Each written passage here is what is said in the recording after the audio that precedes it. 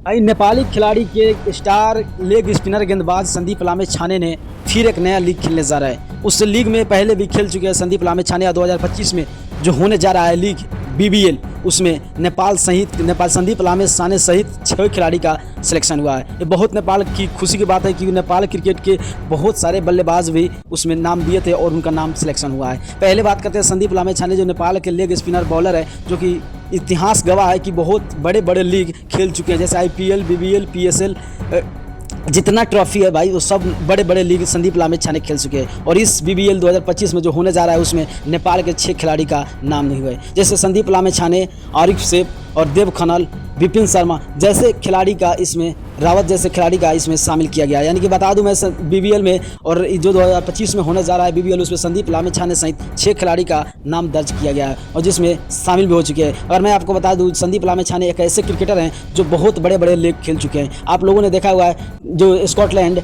Tour में संदीप लामेछाने का perform आप लोगों ने खुद देखा होगा।